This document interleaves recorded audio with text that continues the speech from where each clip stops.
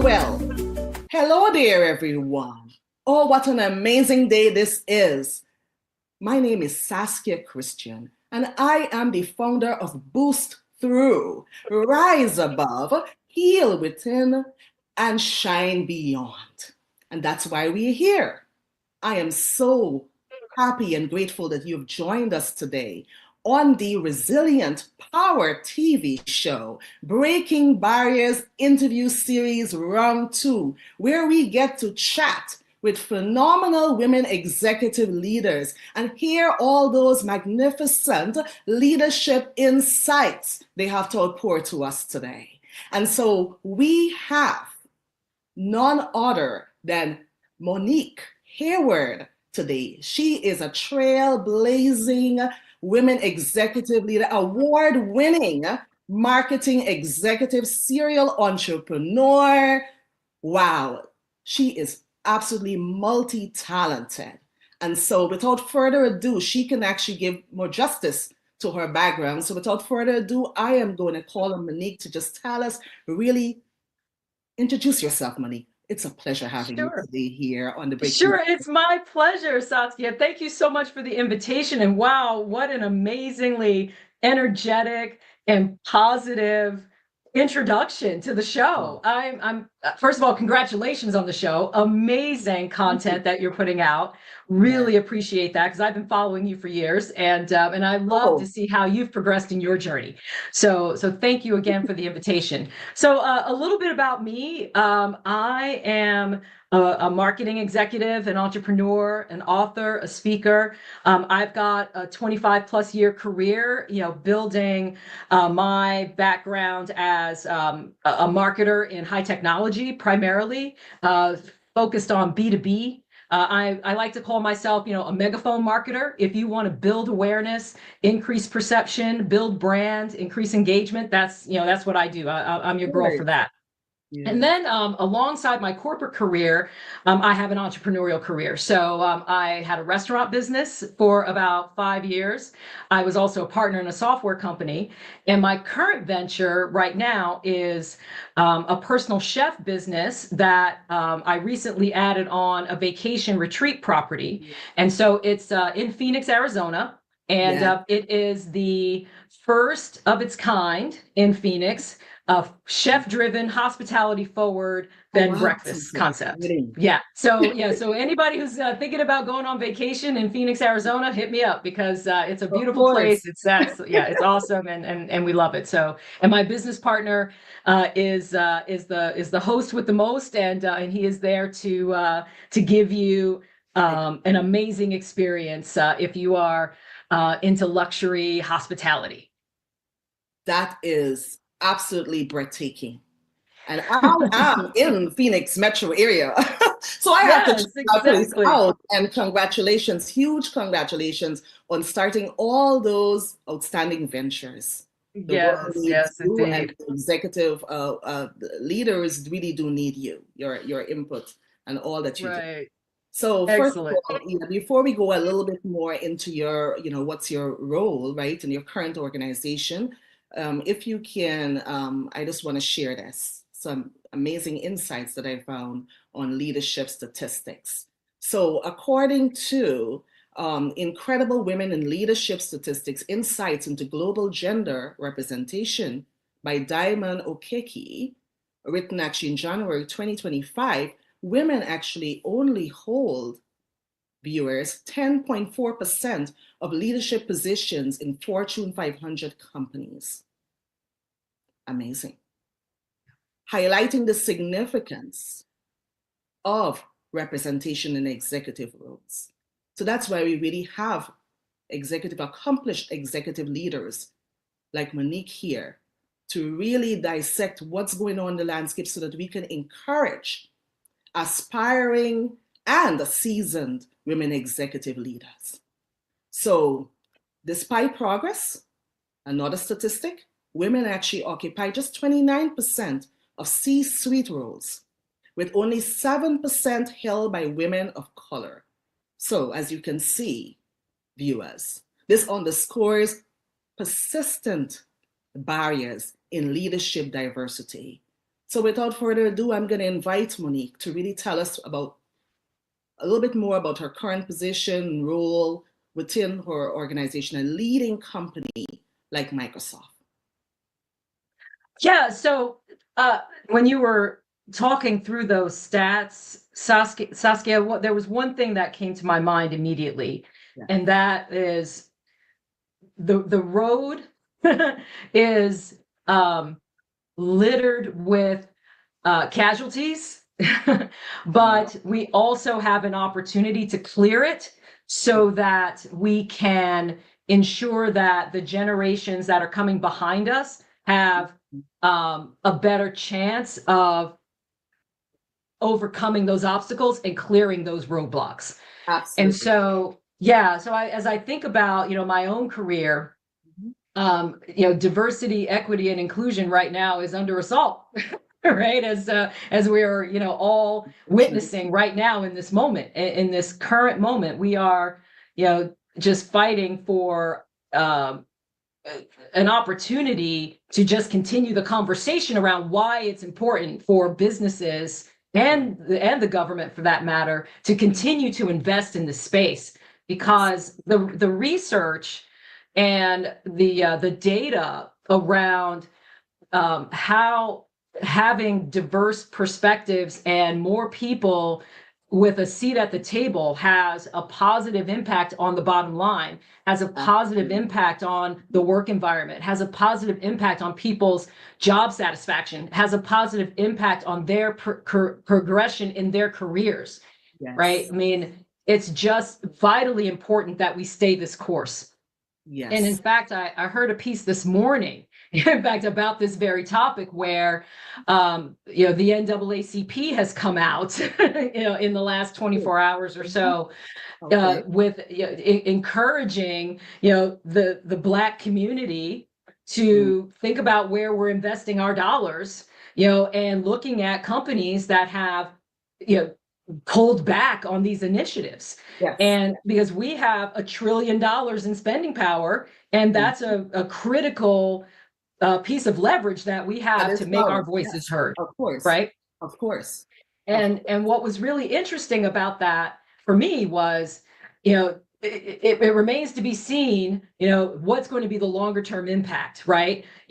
Are the people who are pulling away going to have realize a different impact versus the people who are investing? And I tend to believe that the people who are investing are going to actually have a longer term success that they are going to enjoy, rather than the people who are pulling away, for the reasons that we just talked about, right? Because it makes good business sense to invest in these areas. Absolutely. So with that being said, for me, the organizations that I've worked in the last 10 years, and in trying to progress through the senior ranks, companies like Intel, companies like Microsoft. I went to a startup right after leaving Microsoft recently, and worked as the chief marketing officer for the Silicon Valley startup. And the story is the same, right? The story is the same. It is, there are very few of us, like you described, who are in these positions. It takes a lot of effort and energy and investment for us to get to those positions. Mm-hmm. And then it's precarious in terms of how we can ensure that we're successful, and that we have the impact that we want to drive, at these levels, and that we will survive, the winds of change when they start blowing. And in fact, just the other day, I got a text message from one of my proteges who worked for me at Intel, and she was beside herself, Saskia, when she sent me this message. She was like, I heard that this person who was a senior Black woman at this company is gone. This person who's another senior leader at another company, Black woman, gone. This person, gone. What is happening to all the Black women in leadership right now? Yes, it's urgent. It is absolutely urgent that we get a conversation going around this, because it is going to have an impact on those of us who are coming behind, who are aspiring to these roles, if they don't see us as role models who are surviving and who are thriving and who are making an impact every day. Yes, And I completely 100% wholeheartedly agree with everything that you said. Yes, progress has been made over the years, but it's very clear more than ever that we need to really up the momentum in Right. terms of Absolutely. inclusivity at the executive and C-level suite. Because when we Right. have representation there, it will be a trickle down and we will see more advancement, more mobility, upward mobility for women leaders. It is way overdue. And the Right. conversation, we need to do more than conversation right now. We actually need to act accordingly. We need to support each other more than ever. Networking is so important. I've seen entrepreneurs here rally around each other and support each other in such a phenomenal way. And I only hope and wish that within the corporate framework, that women leaders do the same. We cannot do this alone. It has to be a collective effort. Right. Strategic relationships, your networking. The way that I like to position it, Saskia, is that your network is your net worth. Oh, yes. Right? Yes. No one succeeds in isolation. You must be cultivating these strategic relationships in order to ensure that you are not only advancing in your career, but like you said, you're paying it forward for other people, right? Exactly. Because you don't do this by yourself, especially again at the senior levels in an organization. You want to surround yourself with like-minded, equally motivated and ambitious professionals, right? Who can help you access opportunities, who will give you insight and knowledge that you can use to ensure that you continue to grow in your career, and that you have advocates, right? You have advocates who are paving the way for you, who are speaking on your behalf when you're not in the room, people who are ensuring that you've got that opportunity so that we can have a tide, if you will, that raises all boats. And I mean, and like you said, I mean, we as Black women have to do this, especially for each other. I just got a call yesterday from my dear friend Lakeisha Gunter, who Yes, I was just going to mention her. I'm glad you did. Yes. And so first of all, there are a couple things. One, she and I have known each other for years and years. We worked together at Intel, and we have been helping each other in one way or another, ever since we first met. And so she just sent me a note yesterday to let me know that she was giving a presentation in a forum where she got invited and started talking about me in that meeting. And it was an online meeting, and even like put my information in the chat during the meeting so that if anybody was interested in reaching out to me about that particular topic, right, that she brought up, where my name, was associated with that, hey, you put it out there for me, and then gave me the heads up that she did that, right? I mean, that's the kind of advocacy that we need to have for each other. Right? Very much. An authentic one. Circle of influence. We need to have board of directors. And that's the term that I really learned from Lakeisha when I was and she learned it from me. Right? Exactly. And I saw how you as amazing executive leaders supported each other. And we need to have more of that in order for us to really advance and hit those, targets that we've been working tirelessly.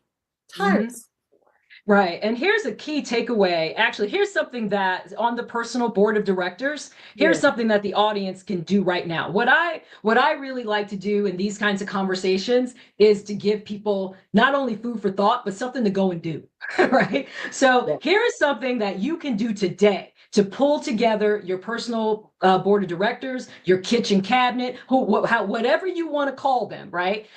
I advise that you pick 5 people. Okay. And the 5 people are these following folks. Number 1, you want to find someone who is your peer in your organization, right? So the person who has a job that's similar to yours, working in the same organization, so that the two of you can talk with each other about what's going on and keep each other informed and engaged about the situation in the company, whether it's good, whether it's bad, indifferent. You need to have that one person who you can confide in the organization. Right? That's one.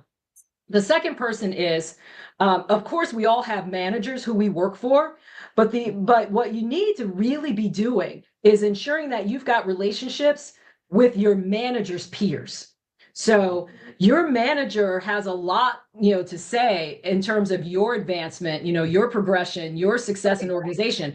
But the people who are his or her peers, they also have a lot of influence. You need to make sure that you've got one of those types of people, one of your manager's peers in the organization who you have a direct relationship with, so that, you are getting the inside scoop on what's really going on in the organization and what your manager values that your manager may not necessarily want to tell you about, right? But that the other person who's the peer can really give you insight into, so that you don't get blindsided in the organization. So those are the first two. Then go broader within the organization and find someone who is a leader in another part of the business. So you work in one business group, go find someone who works in another business group, as marketing or final operations or so forth. Exactly. So that you get an idea of what's going on across the company, right? Because you are focused heads down on your job over here, but a lot of stuff happens across the company. Get some idea about what's happening in other parts of the business, because that could be your opportunity to bridge into a new role. It could be your opportunity to take on a special project, whatever. Establish relationships with somebody in another part of the business. The next two people are outside of the organization. So find someone who is your peer at another company. Right.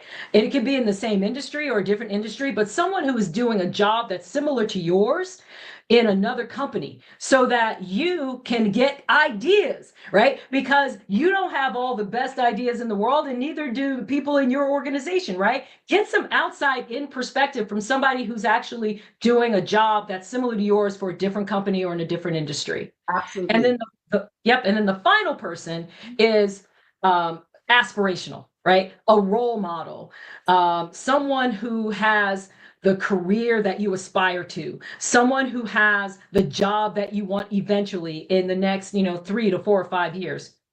Develop a relationship with that person, again, outside of the company, so that you get that perspective of, what's happening, across the industry, what's happening in the world, people, someone who you can talk with, who is, that sage counselor, who has the role model career that you're aspiring to. So those are your 5 people who you must have on your personal board of directors. And that is truly some amazing insights. You went through that very quickly. Thank you so much. And that's really speaks in terms of the years of experience. And how many years again? 20. Oh my goodness, don't date me now. Been working as an executive leader for how long? Yeah, I've been executive leader for about, I think 15 years now. Yeah, that's hard to believe. Yeah, I say that my career, in the long term has been 25 plus. It's kind of closer to 30 now. Yes. But yeah, so half my career I've been, at the senior leader level, and and it's been a journey. Yes, and those Definitely incredible insights. Yes, those incredible insights that Monique just shared here, they're golden. Yes. And I'm hoping that the viewers are indeed listening, because it's time to have an action plan. If you don't have one, it is time to formulate one. And you've heard it here. Heard it here in the Breaking Barriers interview series, and what actions you can take to really own your career so that you can actually elevate and propel to the next level. These women, like Monique, they have been there, they've done all of that. And so all the advice is there for you. Tap into your network, tap into your community, whether it's internally within your company or externally. I've seen the evidence of when people don't necessarily do that, and what happened, what are the consequences of doing that. So it is really imperative that we do. And so with that, I have to say, companies with female executives, I have to say that, are 30% more likely to outperform others. Isn't that something? Right? But yet still, we are still facing, as women, Challenges like limited representation in revenue generating roles, 29%, and underdeveloped resilience networks. So that's definitely a lot of food for thought here. But before we dive in, I want to just ask Monique here on some industry challenges, what her perspective is on the industry challenges in terms of cultivating resilience, because that's what we hear. We at BoostThru all about elevating the experience of professionals and corporate executives, helping hurting professionals so that they can receive that healing and empowerment and have authentic, joyful, and triumphant living. Isn't that amazing? Everyone wants to have that.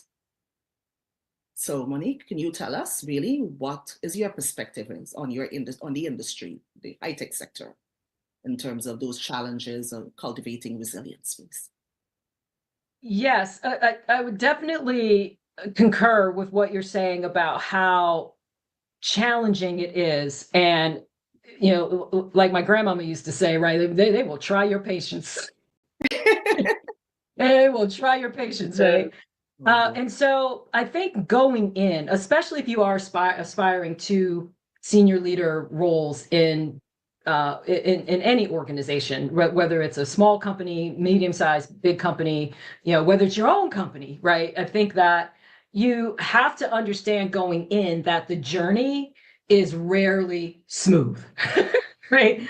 And the resilience that you have to build is what is going to keep you moving forward, because there will be setbacks, right? There will be challenges. There will be, again, things that will try your patience. And one of the most important qualities that you can build as a senior executive is to be able to bounce back from failure, to be able to bounce back from criticism, to be able to bounce back from, you know, challenges that you didn't foresee, being able to, you know, plan for what's coming around the corner, having that balance of hope and optimism with just enough pessimism and realism, right?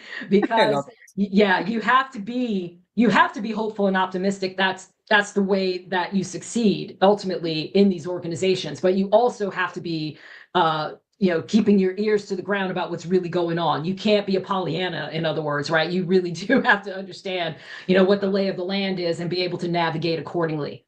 And so I'll tell you a story about how I learned resilience and how that has been instrumental in terms of how I approach, you know, my career. So I owned a restaurant business several years back, and it started out great. The first 2 years were fantastic. The second two and a half years afterwards were just terrible, because I hit the, you know, the Great Recession of 2008, 2009 with this business, and it was tough. And so I was struggling with how to actually move forward with the business. I was really in the space of, you know, trying to make it work, you know, pursuing a different strategy, trying to, you know, hold on. You know, Barack Obama had just been elected president, so I was all in the hope of change, you know, space, like, okay, you know, okay, this is going to work, you know, everything's going to be great. And then I even wrote out a lot of notes to, you know, kind of game plan it out, the whole thing. And so this is where, you know, having a strong personal board of directors also comes into play, because those people can help you build your resilience as well. And so one of my mentors happens to be Morgan Freeman. And he was advising me at the time, because he was actually a former restaurant owner. And yeah, he was a former restaurant owner. Yeah, definitely. And so he was really instrumental in helping me to kind of figure out what I was going to do. And so I called him up and I was like, hey, Morgan, I've got this plan. You know, we're in the middle of this crisis. I really would just like to get your thoughts and your perspective on it. So instead of working it out with me on the telephone, he said, I need you to get down to LA as fast as possible. And so I was like, oh, okay. So I find myself on a plane going down to Los Angeles to meet with Morgan Freeman in person so that he could advise me. And so, needless to say, because I'm that type of person, right? I showed up with the notebook. I showed up, with my plan. I was ready to go. Right. Prepared. Absolutely. And you know what that man did? I'll tell you what he did, y'all. He said, put the notebook down. Okay. and just listen to me. And you know the voice. Everybody knows the voice. Oh, yes. I know that voice. Everybody knows the voice. He looked right at me. So we were at a home where he was staying, and we had planned to meet for lunch. And so we're sitting at the kitchen table, and he looked right at me, Saskia, and he said these words. First, put the notebook down and listen to me.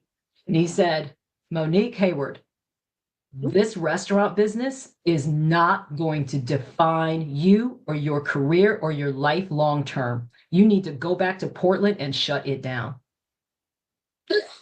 Wow. That was the good advice. Oh, yeah. Yeah. He's like, and so I looked at him like this. I was like, what? I didn't come here to hear that message. And so he said, I'm going to give you 3 reasons why you need to shut that business down. Yeah. Number 1 is that you have a job. Let's get real about this. Again, hope and optimism versus realism and pessimism. Like, you have a job. Let's get realistic about what's paying these bills, girl. You have a job. Focus on that. Second, you have a husband. It's like, can you please pay him some attention and regroup and refocus on what is important in your life right now?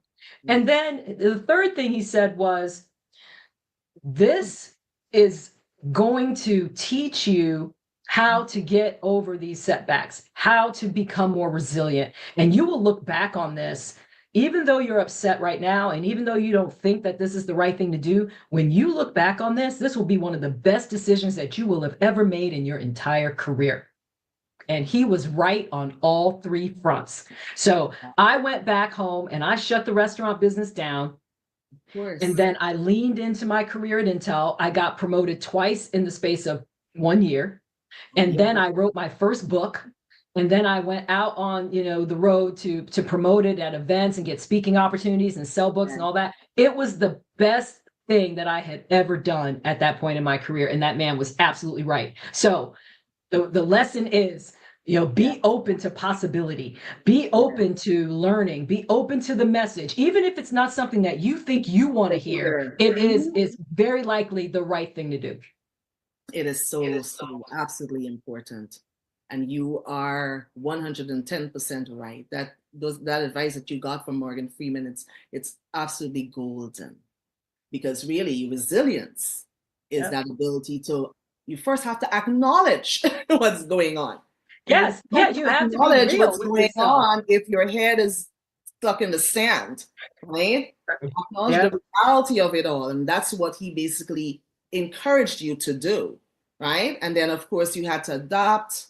And then you grow, right? Adapt, then, then adapt, and then recover, right? Which is all those stages when you talk about, going and speaking tours and all those things. So if you really had to define resilience, per se, in just a one-line statement of what resilience is, Monique's definition of resilience, right, that we need to model as executives during crisis, based on that experience you just described, what would that be?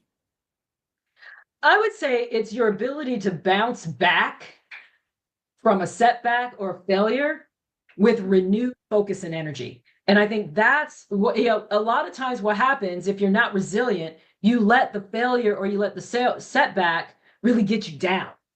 And you don't find the hope or the joy or the energy or the renewed focus, right? I think that's the difference. The difference with being resilient is that even within that failure, you have something to learn. You have something that you can take with you into the next experience that makes you wiser and that makes you a better executive at the end of the day. So what I learned from that experience was to not sort of hold on to things too hard or too long if it's not working. Okay. There's nothing wrong with, exactly. There's nothing wrong with changing the strategy if the strategy is not working. Right. And especially, I mean, at that point, in looking back on it and having that conversation with Morgan at that kitchen table, at that point, in that moment, I was thinking, wow, yeah, he's right. I spent $50,000 more than I should have because I was too wrapped up in my own thought about what success looked like.